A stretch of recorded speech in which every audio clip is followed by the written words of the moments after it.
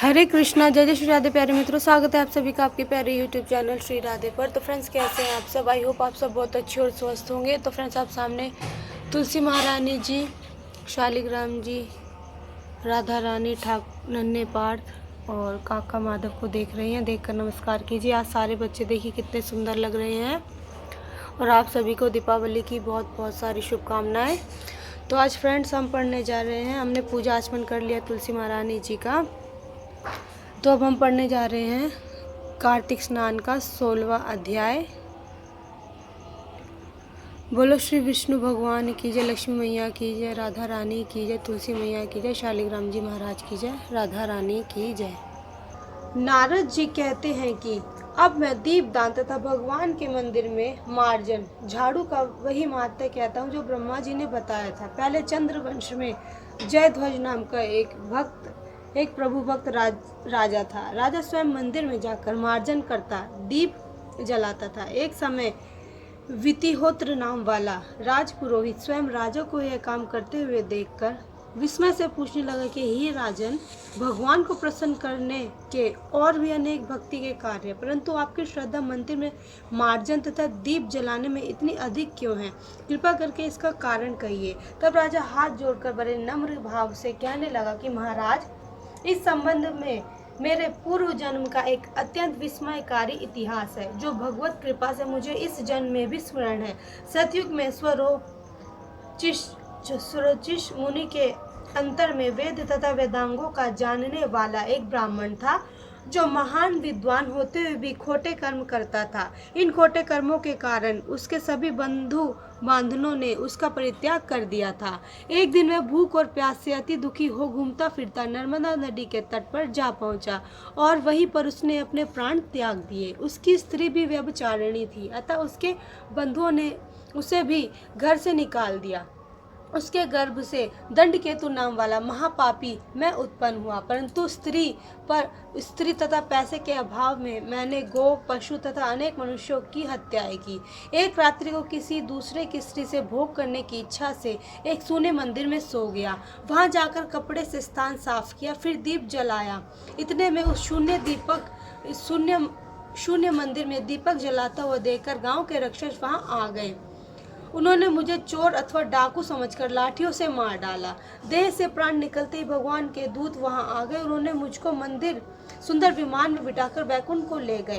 कार्तिक के महीने में भगवान के मंदिर में दीपक जलाना तथा झाड़ू देने से मुझे इतना फल मिला कि कई कल्पों तक स्वर्ग में सुख भोग कर फिर चंद्रवंश में मैंने जन्म लिया। यदि श्रद्धा और भक्ति पूर्वक कार्तिक के महीने में यह सब कार्य किए जाते हैं, तब वो उनके पुण्य का कहना ही क्या है, अत्यंत फल प्राप्त होता है। नारद जी कहते हैं, हे राजा पृथु, अब दूसरे के दीपक जलाने का महत्व सुनो। मनु के वंश में रैवत नाम का राजा भद्रबुद्धि नाम वाला पुत्र था। फिर उसके यहाँ महापराक्रमी सुदर्शन नाम का पुत्र उत्पन्न हुआ। भद्रबुद्धि की राजधानी नर्मदा नदी के तट के समीप महेंद्र पर्वत पर थी। एक समय सुदर्शन वन में शिकार खेलने के लिए गया।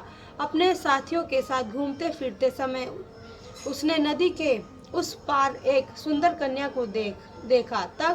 तब उसने अपने साथियों को वहीं पर छोड़ घोड़े पर सवार हो सुदर्शन तत्काल नदी के उस पार जा पहुंचा। वहां पर रूपवती कन्या को देखकर वह उस पर मोहित हो गया। कन्या भी शोभा युक्त उस बलशाली वीर पुरुष को देखकर लज्जा को प्राप्त हुई। फिर सुदर्शन के पूछने पर उस कन्या ने बतलाया कि वह गौड़ राजा की पुत्री है और उसका नाम मदनालसा है।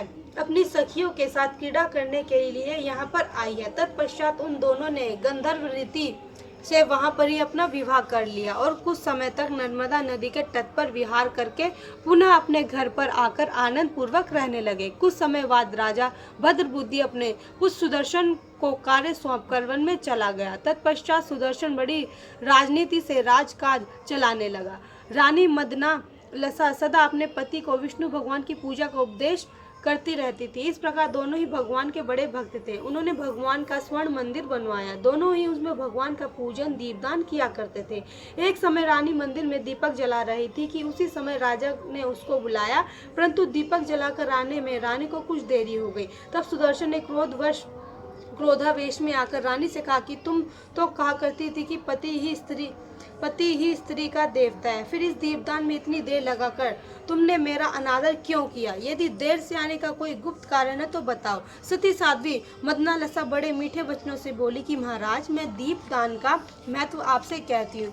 मदनालसा कहने लगे कि अब मेरा चरित्र सुनिए। पिछले जन्म में अन्न कण ग्रहण करने वाली चूहिया थी। एक दिन गोदावरी के तट पर भगवान के मंदिर में रात्रि को जलता हुआ दीपक बत्ती छोटी होने से बुझने लगी। मैंने बत्ती को लोभ में पकड़कर उठाया तो उस समय दीपक तो जल गया, परंतु मेरा मुख भी जल गया। इससे दुखी हो मैं मृत्यु को प्राप्त हुई, परंतु क्योंकि रात्रि के समय भगवान का दीपक प्रज्वलित कर दिया था, इसी कारण मैं ऐसी रूपवती आपकी रानी बनी। यदि श्रद्धा पूर्वक भगवान के मंदिर में दीपदान किया जाए तो उसके फल का तो कहना ही क्या है। अपनी रानी के मुख से यह सब सुनकर सुदर्शन कार्तिक मास में व्रत करके आजीवन भगवान के मंदिर में दीपदान करता रहा और अंत में बैकुंठ को प्राप्त हुआ। इस प्रकार कार्तिक माह का 16वां अध्याय समाप्त हुआ। तो फ्रेंड्स, जो कथा थी बहुत ही सुंदर अध्याय था, बहुत ज्ञानवर्धक था।